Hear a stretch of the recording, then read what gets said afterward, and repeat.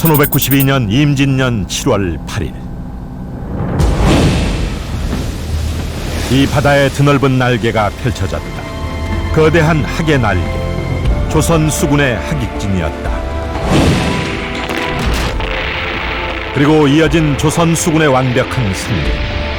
적선 73척 중 59척을 격침시키고 9천여 명의 왜군을 수장시킨 한산 대첩이었다. 한마디로 얘기하자면 히데요시의 조선 침략에 사형 선고가 내려진 해저이다.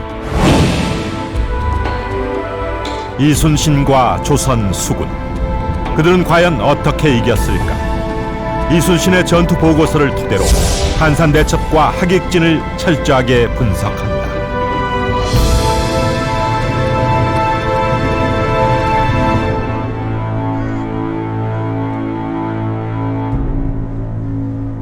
제 뒤로 펼쳐진 평화롭기 그지없는 푸른 바다. 이곳은 임진왜란 3대 대첩 가운데 하나인 한산 대첩의 현장입니다. 임진왜란 초기 조선과 일본의 운명을 건 한판 승부가 펼쳐졌던 곳이죠. 이 한산 대첩 하면 가장 먼저 떠오르는 것, 바로 학익진입니다. 학익진. 이순신은 장계에서 마치 학의 날개를 펼친 듯한 진법을 통해 일본 수군의 압승을 거두었다고 보고하고 있습니다. 이 한산 대첩을 승리로 이끈 학익진은 과연 어떤 진법일까요? 역사 스페셜. 오늘은 이 한산 대첩의 현장에서 학익진과 한산 대첩의 승리의 요인들을 철저하게 분석해 보겠습니다.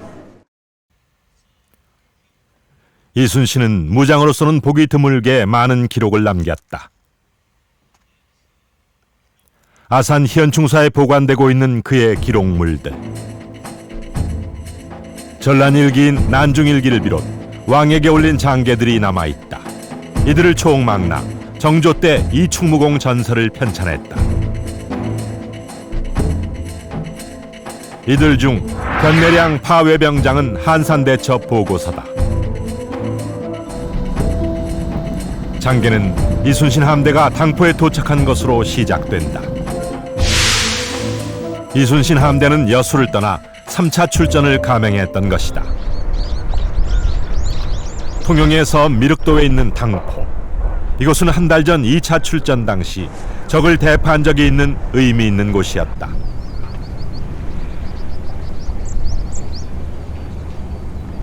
이날 중요한 정보가 입수됐다.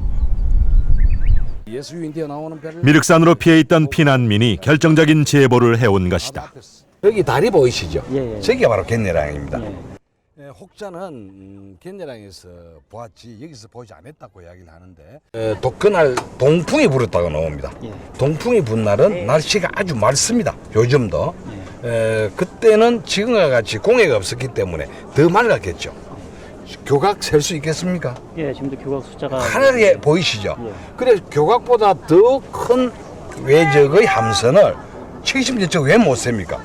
700척 같으면 못 세겠지만 그래서 해가지고 중국에게 정보를 전달합니다. 한산도를 가운데 두고 당포에는 조선 수군이, 견내량에는 일본 수군이 정박하고 있었던 것이다.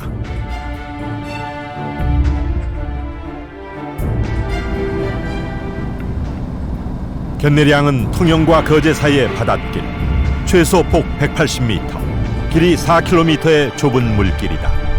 당시 일본 수군이 정박한 곳은 어디일까? 우리나라 장군도 그래 하겠어요. 통신수일에 대해서 뭐 하러 그럼 70여 척 머물렀다고 하는 포구가 바로 이 포구입니까? 예. 바로 여기 요 땅 전부가 그 당시에 항구였습니다. 그러니까 저 끝에서부터 시작해서 저 교회에 있는데 비닐하우스 있는 저 마을 안에까지가 말이죠. 전부 포구로 다 되어 있었습니다. 제보자는 김천손이라는 인물이었다.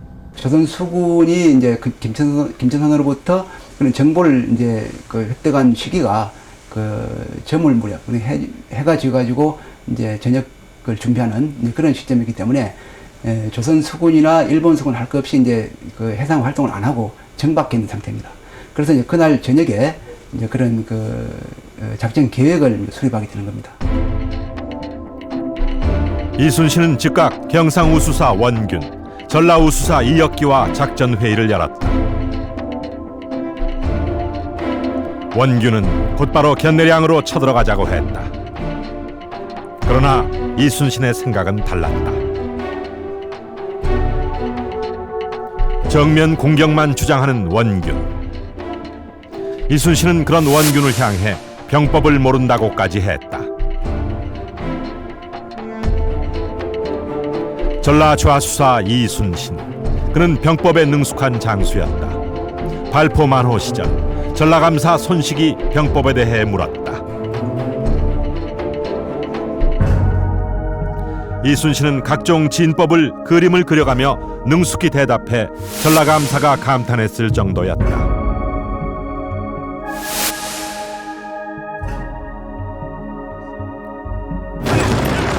임진왜란 당시 일본군은 수륙병진책을 추진했다.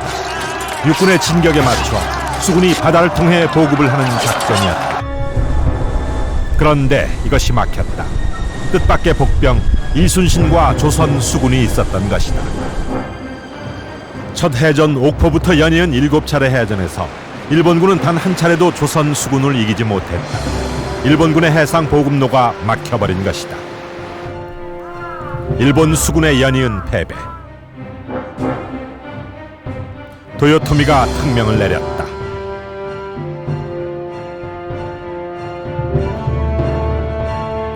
일본의 정예 장수들에게 연합수군을 구성, 조선수군을 먼저 격파하라는 명령을 내린 것이다. 바다의 제해권을 두고 조선수군과 외수군에 피할 수 없는 일전이 예고된 것이다.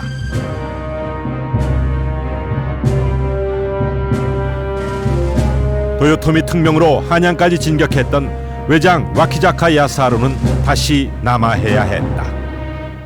와키자카를 급거 부산 쪽으로 이제 후퇴를 시켜서 뒤로 나와서 수군을 정비하고, 아울러서 거기에 이제 그 일본의 수군 주력이라고 할 수 있는 요즘을 말하면 이제 도쿄 지역에서 활동하고 있었던 그 수군들을 소위 2세 수군, 2세 지역인데 2세 지역의 수군들을 여기에 합류를 시킵니다. 대규모 일본 정예 수군을 맞이한 이순신. 그는 전투 장소를 고민했다. 좁은 바다 견내량은 200여 척의 함선이 전투를 치르기에는 적합치 않았다. 대신 그는 한산도 앞 넓은 바다를 선택했다. 다음 날 아침, 전투는 이순신의 작전대로 시작됐다. 조선 수군은 당포를 출발, 한산도를 지나 견내량 쪽으로 항진했다. 비장의 신무기 거북선과 주력 전선 판옥선, 그리고 보급선 등으로 구성된 80여 척이 넘는 대함대였다.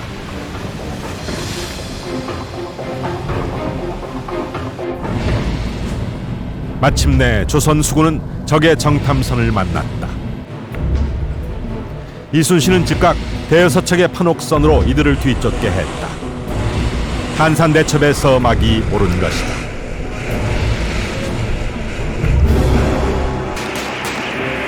조선군 유인 함대는 견내량에 정박해 있던 왜군들을 공격하기 시작했다. 적도 응전을 해왔다.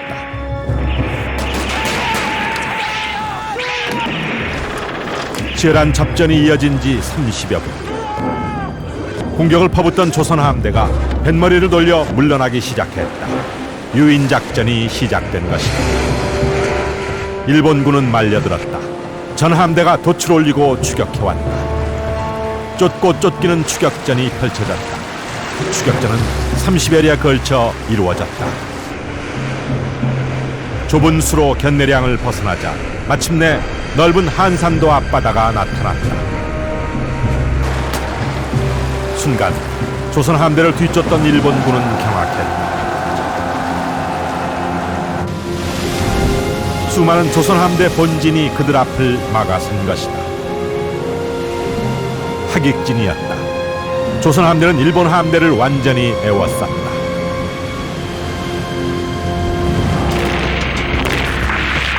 조선 수군의 대형 총통들이 발포를 시작했다.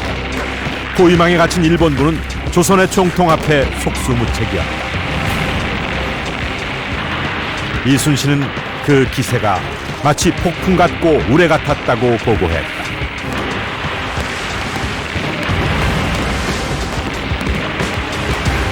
전세는 금방 한가름 났다. 조선 수군의 압승이었다. 적선 59척이 깨지고 9천여 명의 일본군이 전사했다.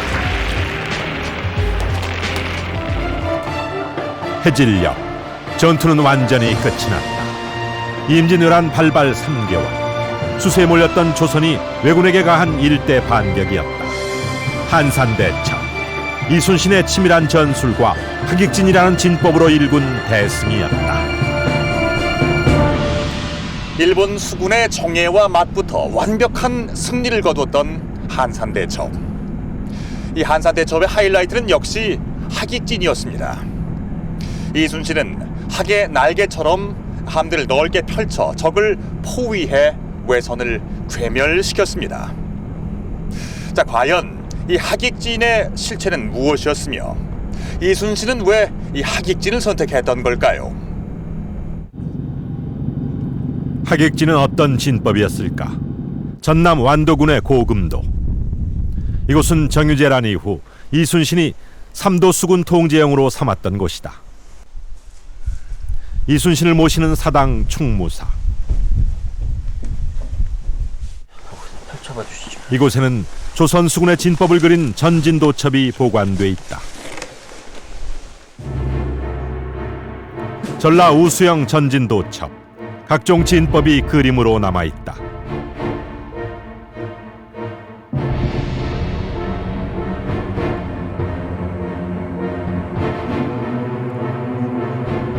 직진과 예진, 원진과 방진, 하객진과 곡진 등 조선 전통의 진법들. 하객진도 매우 자세하게 기록돼 있다.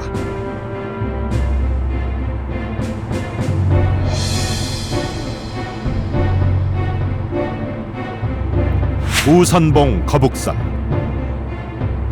좌선봉 역시 거북선이다. 그리고 각 지역 부대의 위치도 정확하게 표기돼 있다. 오른쪽은 군산, 한평, 무안 등 지역 부대가 맞고 한 가운데는 중군이 위치하고 있다. 왼쪽은 진도, 해남 등의 부대가 맞고 있다.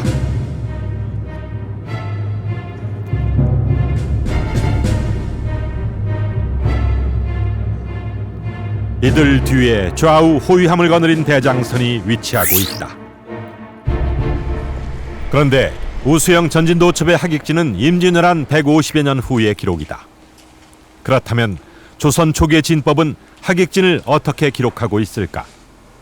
하객진에 대한 기록이 문종대의 진법서인 신진법에 나온다. 여기에는 하객진은 가로로 펼친 횡렬진이라고 돼 있다.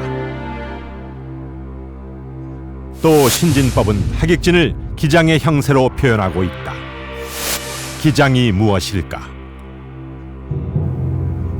한산대첩 때 적장인 와키자카 야스하루. 그의 기록에도 기라는 단어가 나온다.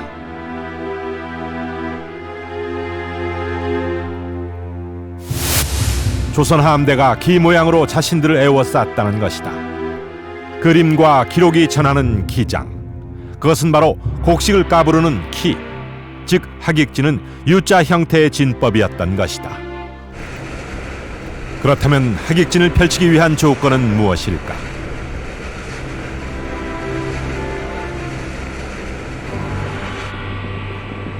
첫째는 상대를 압도하는 우세한 전력이 필요했다. 한산해전 당시 와키자카의 일본 수군은 73척, 조선 수군은 대소전선을 합쳐 80여 척이 넘었다.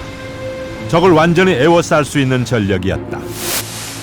이런 우세한 전력으로 이순신은 적을 모두 잡아버릴 계획을 세웠다. 그러나 견내량은 작은 섬이 많은 좁은 물길, 적을 보유해 완전히 잡을 수 있는 적합한 전투 장소가 아니었다. 수로가 좁고 암초가 많기 때문에 우리가 기동하기도 쉽지 않고, 또 우리가 가까이서 이게 화포를 다 사용을 할 수도 없습니다. 반면에 일본군들은 근접했기 때문에 우리에게 조총을 발사할 수 있고 또 우리가 그에도 피해를 입고 그다음 근접해서 바로 우리 배 위에 올라와서 이렇게 백병전을 할 수 있는 일본군 전술을 마음껏 사용할 수 있는 이제 그런 면이 있고 이 때문에 이순신은 한산도 앞 넓은 바다로 왜군을 유인 적을 포위하는 하객진을 펼쳤다. 그렇다면 하객진은 완벽한 진법이었을까? 군사편찬 연구원이자 국방일보 기자로 깊이 있는 전사 연구를 해온 김병윤 기자. 그는 하객진에도 취약점이 있다고 주장한다. U자형으로 이렇게 보통 그 날개를 펴서 이렇게 그 적함을 향해서 이렇게 전진을 해야 되는데 그런 상태로 전진을 하다 보면 측면이 적을 향하는 것이 아니라 함수가 당연히 적을 향하게 됩니다. 이 경우에는 다가서면서는 함수에서만 한 포를 쏠 수가 있고 현측에서는 쏠 수 없다는 것을 뜻하죠. 이순신은 하객진을 펼친 채 모든 판옥선이 전진하도록 했다. 이 경우 효과적인 포격을 위해서는 배를 옆으로 돌려야 한다.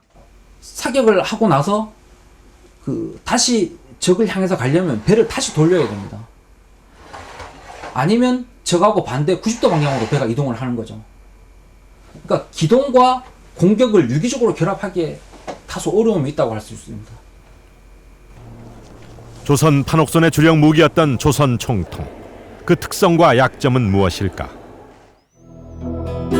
최대 사거리가 1km 이상에 이르렀던 조선의 각종 총통들. 엄청난 위력에도 불구하고 치명적인 약점이 있었다. 조선시대 총통은 화약과 탄환이 일체형인 현대 무기와는 달리 화약 따로 탄환 따로 장전해야 했다. 또한 한 번 발사 후에 재장전하는 데 적지 않은 시간이 필요했다. 결국 이제 한 번 쏘고 나면은 다시 그 포괄을 풀어가지고서 포를 뒤로 빼은 다음에 식기를 기다렸다가 다시 재장전을 해가지고 하죠. 결국 이제 그런 시간 사이에 한 번 포격하고 난 다음에 결국엔 적이 공격을 해올 수 있는 그런 시간적 여유가 있죠. 일본군의 주 전술은 등선 육박 전술, 즉 아군배의 접근, 조총을 앞세워 배 위에 오른 다음 육박전을 벌이는 것이었다. 일본군들이 빠른 속도로 달려와 가지고 우리 진영에 그대로 와서 이렇게 근접해서 이제 그 자기네 전술을 구사한다면은 하객진은 발휘할 수 없는 거죠. 그래서 그런 것들이 하나의 약점이라고 볼 수 있는데 신속하고 정확한 포격 없이는 오히려 일본군의 주 전술에 당할 수밖에 없는 것이 이순신의 하객진이었다. 적지 않은 취약점을 가졌던 조선 총통과 하객진. 그러나 이순신과 조선 함대는 이 약점을 극복하고 한산 대첩을 일궈냈다. 어떻게 그것이 가능했을까? 네, 저는 지금 정지한 배 위에 서 있습니다. 보시는 것처럼 바다도 꽤 잔잔한 편인데요. 그런데도 중심 잡기가 쉽진 않습니다. 한산 해전 당시 200여 척의 배가 뒤엉켜 있었던 이 바다는 지금보다 훨씬 더 요동쳤을 겁니다. 이런 상황 속에서 과연 우리 조선 수군은 어떻게 하객진을 유지했으며 정확하고 신속한 함포 사격전을 진행할 수 있었던 걸까요? 조총을 주 무기로 사용했던 왜군과는 달리 대포를 주 무기로 전투를 진행했던 우리 조선 수군은 화력을 집중하기 위해서 이 하객진을 어떻게 활용했던 걸까요? 하객진은 과연 어떻게 운영된 진법일까? 해사박물관에는 조선 후기의 수군 조련도가 한 점이 있다. 대장선을 가운데 두고 위에는 작을 소자 형태로 아래는 큰 대자 형태로 진을 형성한 모습. 바로 뾰족할 첨자, 첨자진이다. 정조의 어명으로 제작된 군사훈련서인 병학통. 이 책 수조편에는 첨자진에 대해 기록되어 있다. 첨자진은 주로 함대가 이동할 때 펼친 진법, 기동진형이었다. 다양한 크고 작은 군선, 병력도 많고 적은 병선, 또 그다음에 무기도 다른 그러한 그 군선들이 일정한 속도와 한 지휘관의 지휘에 따라서 일정한 속도와 일정한 방향으로 각 적이 있는 곳까지 가는 것이죠. 간 다음에 바로 전술 진영으로 바꿀 수 있었다. 전투가 임박하면 첨자진의 함대는 바로 양옆으로 펼쳐섰다. 그렇다면 어떻게 진을 펼쳤을까? 첨자진의 앞쪽에는 전사와 우사, 뒤쪽에는 좌사와 후사가 위치하고 있었다. 앞쪽에 전사와 우사가 펼쳐 앞열을 만들고 뒤쪽에 좌사와 후사가 펼쳐 뒷열을 만드는 것이다. 적선을 만나게 되면 대장선에선 포를 쏘고 나팔을 불어 각 부대에 신호를 보낸다.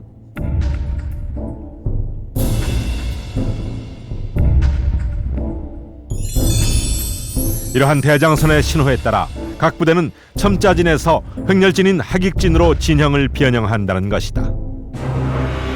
이렇게 항진하던 첨자진이 적을 만나 전투 태세를 갖출 때는 미리 약속된 위치로 옮겨 하객진을 형성해야 했던 것이다.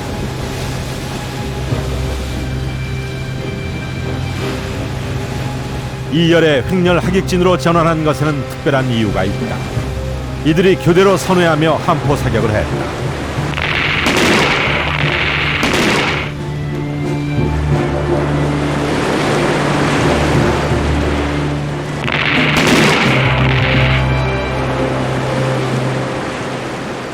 이것은 뭐냐? 사격의 공백기를 없애고 계속적으로 단발의 우리 총통을 대포를 연발로 쏘게 만들 수 있는 그러한 전술이다. 그러니까 매우 아주 지혜로운 전술이에요. 그렇다면 이순신 함대는 하객진으로 어떻게 전투를 치렀을까? 각선 도번에 남아있는 판옥선 원형 그림.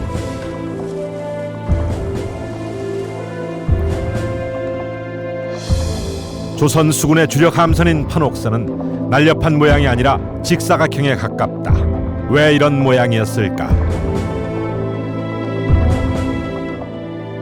만약에 할 수만 있다면 이쪽 현측에서 적을 향해서 일제 사격을 가한 이후에 여기에서 그 함포를 재장전에 걸리는 시간보다 배를 반대쪽으로 돌리는 데 드는 시간이 더 짧다면 돌리는 게 이상적이죠.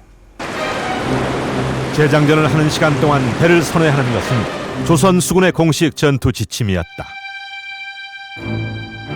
조선 후기 전투 지침서인 수조규식에는 선회와 포격 방식이 기록되어 있다. 즉 타수가 배를 돌리면 전후 좌우 네 곳의 포가 일제히 발포한다는 것이다. 따라서 판옥선의 방향타인 키가 핵심이었다. 제일 먼저 현측을 개방을 해서 적에게 공격을 한 다음에 선회를 하면서 계속 사격이 가능합니다. 함수에도 화포를 배치할 수 있기 때문에 도는 순간에도 여기서 다시 발사를 하고 완전히 돈 다음에 반대쪽 현측에서도 적을 향해서 사격이 갈 수 있는 겁니다. 날렵한 유선형 대신 직사각형 형태의 판옥선. 이 덕분에 사면에 함포를 설치, 선회하면서도 끊임없이 발포할 수 있었던 것이다. 이순신의 하객진은 바로 이런 특성을 10분 발휘한 전투 대형이었던 것이다.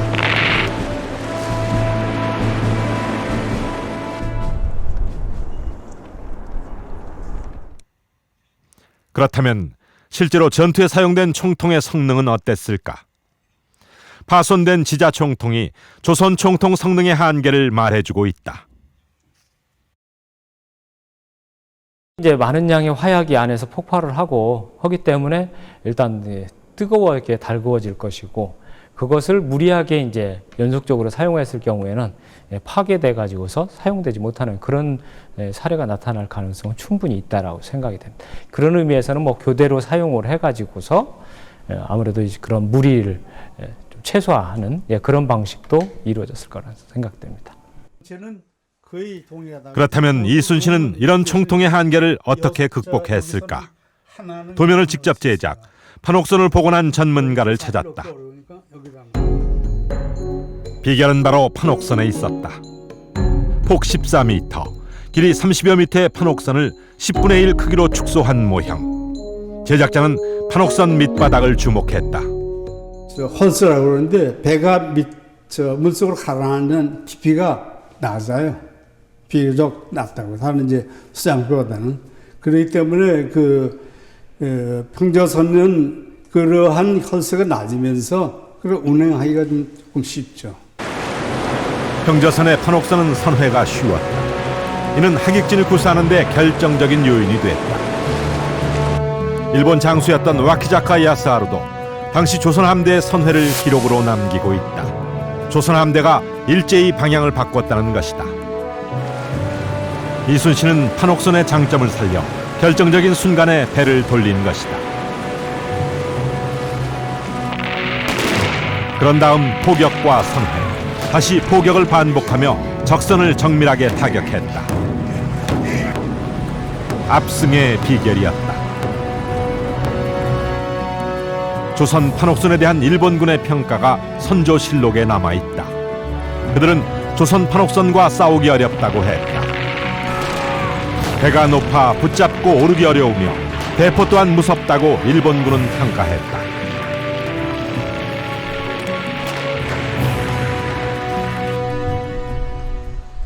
그렇다면 일본 전선은 어땠을까? 나고야성 박물관에 전시된 당시 일본의 주력 전선 아다케 부네. 아다케 부네는 밑바닥이 판옥선보다 뾰족하다. 흘수가 우리 판옥선보다 깊어 선회가 어려운 구조였으며 선체도 또한 취약했다. 두께가 한 20cm. 그리고 이제 옆에 외판, 현판이 한 6cm 정도로 이제 제목을 말하자면 선재를 상당히 얇게 썼어요. 그렇게 해서 배가 가볍게 나갈 수 있게. 어떻게 보면 우리 판옥선에 그런 대포를 맞게 되면은 이 6cm 정도의 두께는 펑펑 뚫어집니다. 선회와 포격을 자유자재로 구사하는 조선 판옥선에 비해 일본 아다케 부네는 회전 반경이 커 불리한 상황에서 후퇴하기가 힘들다. 조선 총통의 포격권 안에 들어오면 여지없이 명중당했고 취약한 선체로 인해 피해 또한 직접적이었다. 그러나 조선 총통에 또 다른 문제가 있었다. 바다는 움직임이 심한 곳, 정확한 포격은 쉽지 않았다. 바다에서는 기본적으로 배가 멈추면 롤링이 되게 심해집니다. 차라리 배가 움직일 때는 움직임이 덜하지만 롤링이란 것이 쉽게 말해서 배가 이렇게 흔들리는 현상인데요. 배가 멈췄을 경우에 롤링이 훨씬 심합니다. 이런 식으로 심해지기 때문에 가급적이면 전투 중에도 배는 멈추지 않는 것이 바람직합니다. 정확한 조준 장치가 없던 당시의 화포들. 이런 상황에서 이순신의 함대는 어떻게 정확한 포격을 했을까? 현대 해군은 정확성을 고려 함대전의 경우 한 가지 포격법만을 견지한다.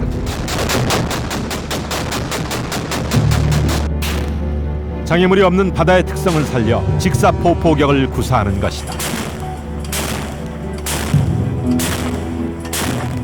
직사포를 사용하는 이유는 두 가지 측면, 정확성과 파괴력 측면이 있는데요.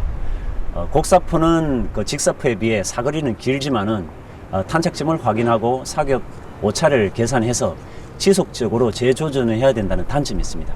따라서 표적이 움직이는 해상에서는 적절치가 않습니다. 또한 그 포물선을 그리면서 타격을 하는 곡사포에 비해 표적을 직접 타격하는 직사포는 관통 영역이 우수하기 때문에 적함의 장갑을 뚫는 그 포탄 자체에 파괴력과 더해져 가지고 적함에게 더 큰 피해를 줄 수 있기 때문에 현대제에서는 직사포를 사용을 하고 있습니다. 임진왜란 당시 조선 총통의 발사각과 사거리의 관계는 어땠을까?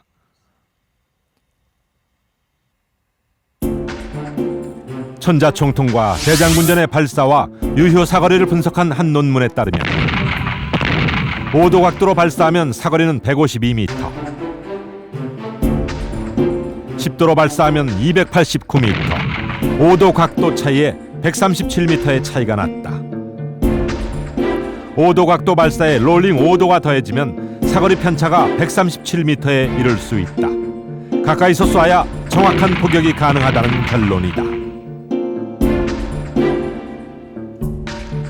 배의 흔들림에 따른 사거리 오차가 너무 심하기 때문에 포신을 이렇게 수평에 가까운 방식으로 이렇게 사격을 해서 쏘는 것이 현실적입니다. 그래서 어떤 전근대 유럽 해군들도 그것 때문에 어떤 그 해전에서는 기본적으로 그 직사 사격 위주를 했고요.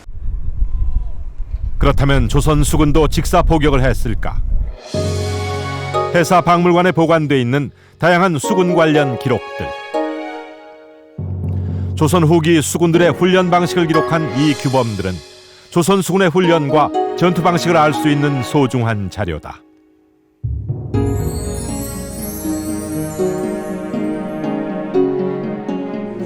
이 자료들은 하나같이 크기가 작은 것이 특징이다.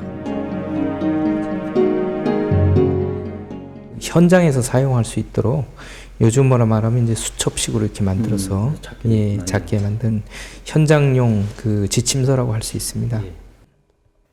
전투 시 필요한 각종 진법의 그림부터 일자진 일렬로 쭉 쓰는 거죠. 일자진. 야간 훈련 때 각 전선에서 다는 등의 모양과 개수에 이르기까지 구체적인 내용이 담겨 있다. 이 수조 홀기들은 임진왜란의 전투 경험이 담겨 있는 것으로 추정되고 있다. 이들 기록물 중에는 조선 수군의 총통 발사 기준이 제시된 것이 있다. 수조 규식에 따르면 총통은 적선이 200보 이내 접근했을 때 발사하도록 하고 있다.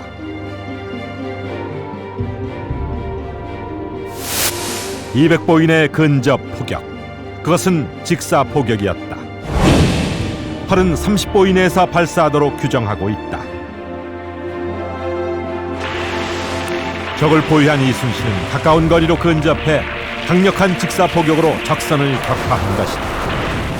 임진왜란을 통해서 또는 그 시기를 통해서 우리나라가 가지고 있던 고유의 어떤 작전, 그리고 또 중국 수군의 영향, 이런 것들이 그대로 이제 발전됐다고 보여집니다. 그래서 비록 그것들이 이제 그 훈련 절차이기는 하지만 종래 이제 임진왜란 때에도 그런 훈련에 의해서 임진왜란이 일어나기 전에 이순신 장군이 훈련을 했고 또 그것을 바탕으로 전투를 치렀다고 보여집니다. 바다 한가운데서 적을 모두 잡아버리겠다는 전략 목표를 세웠던 한산해전. 한산해전은 하객진이라는 적절한 진법과 탁월한 선회 능력을 가진 판옥선, 그리고 조선 총통의 강력한 직사 포격으로 거둔 찬란한 승전, 빛나는 대첩이었다.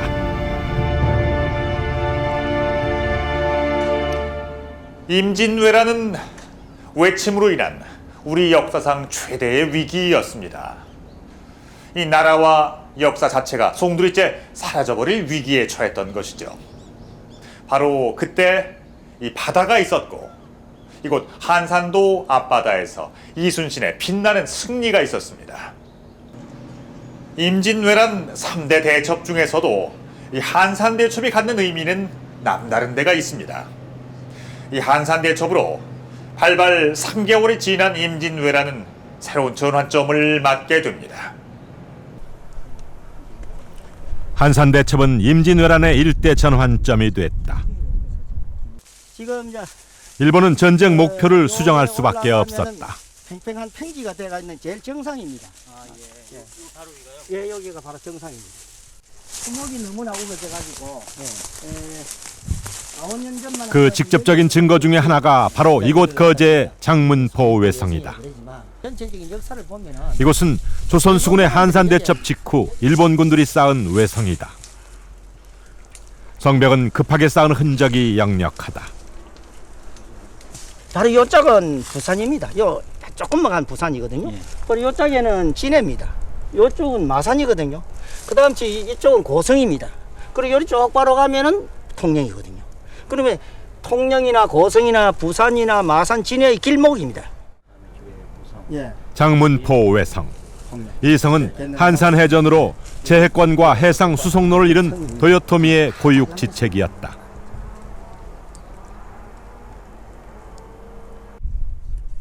한산해전의 패배.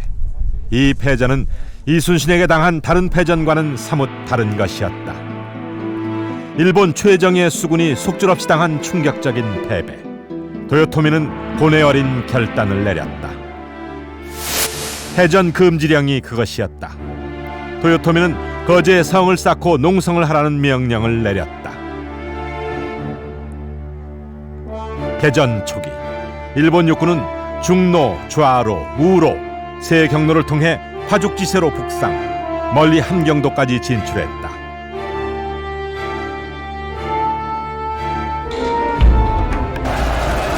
전쟁은 곧 그들의 승리로 끝날 것 같다. 일본군은 개전 20일 만에 한양을 점령했으며 뒤이어 평양성을 차지했다. 조선 왕자를 인질로 잡았으며 선조는 압록강 의주까지 밀려나 있었다. 일본은 조선 조정에 대한 협박도 서슴지 않았다. 그들이 바다를 장악하고 있으니 선조는 더 이상 도망갈 곳이 없다고 위협했다.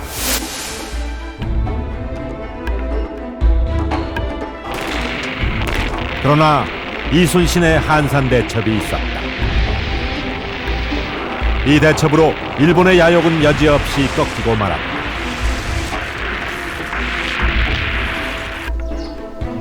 이순신의 한산 대첩에 대한 서해 유송룡의 평가가 있다. 이순신의 든든한 후원자이자 임진왜란 극복의 또 다른 주역이었던 서해 유성룡. 전란 이후 낙향한 유성룡은 통절한 반성의 기록 증비록을 남겼다. 그는 한산 대첩이 일본의 팔을 하나 잘라버린 것이라고 극찬했다. 서해안으로서의 그 보급 루트를 확보하는 것, 또는 일본이 그 남서 해안에서 교두보를 확보해서 중국으로 바로 침략을 하려는 그런 작전에서의 실패를 가져오게 되는 것이고, 또 작전권도 이제 더 이상은 거제도의 서쪽으로 올 수 없다는, 지역이 한정되는 그런 여러 가지 불리한 점을 가져오게 된 것이 바로 이 전쟁의 그 중요한 의의라고 할 수 있겠습니다. 300여 년 후 서양 어느 선교사는 이순신의 한산 대첩에서 깊은 인상을 받았다. 영어로 출간된 최초의 한국사.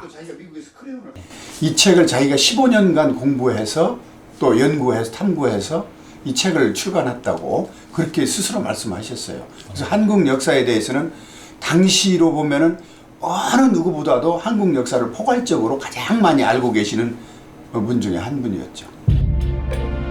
책의 저자는 구한말 한국의 선교사로 왔던 호머 헐버트 박사.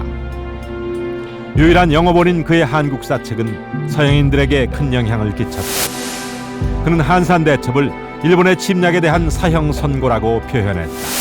또한 한국의 살라미스 해전이라고 했다. 이순신의 한산 해전에 대한 서양의 관심과 연구는 지금도 진행되고 있다. 영국 북부의 리즈 대학. 이 대학에서 일본사를 연구하는 스티븐 턴불 교수.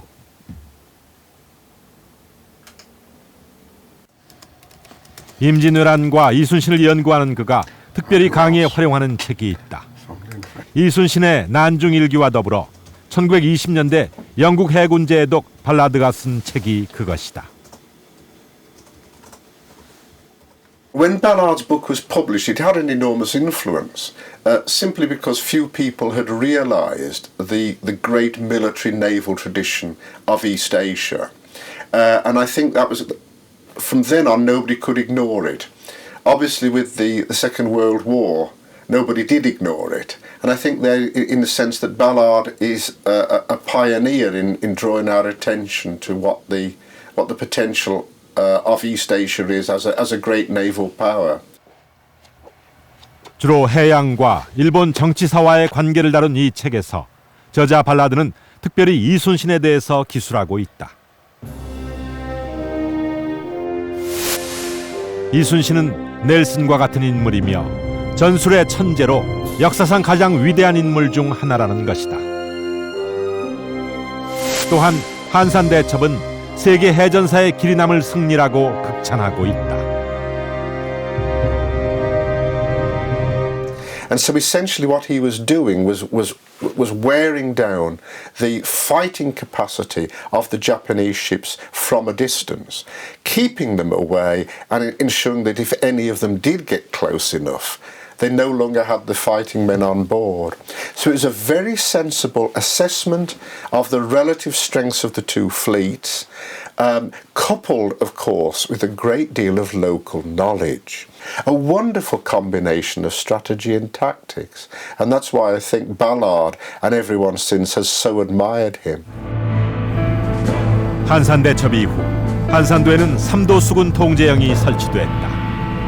조선 수군은 일본군에게 이 한산도 서쪽을 결코 허용하지 않았다. 완벽한 제해권 장악이었다. 이로써 일본의 침략 야욕은 완전히 꺾이고 말았다.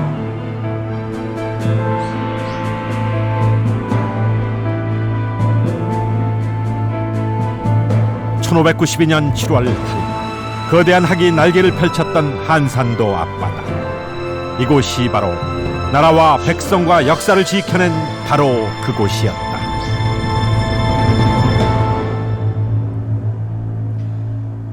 임진왜란을 사실상 종결시킨 한산대첩. 이 한산대첩을 승리로 이끈 것은 하객진만이 아니었습니다. 넓은 바다 위에서 적을 포위하는 하객진이란 진법에 적의 전함들을 유인해 들여온 치밀한 전략, 그리고 조선 수군의 가장 강력한 무기인 화포와 화력의 집중을 위해 판옥선의 선회 능력을 활용한 뛰어난 지략 등 이 모든 것이 조화롭게 어우러졌기에 이룰 수 있었던 승리였습니다.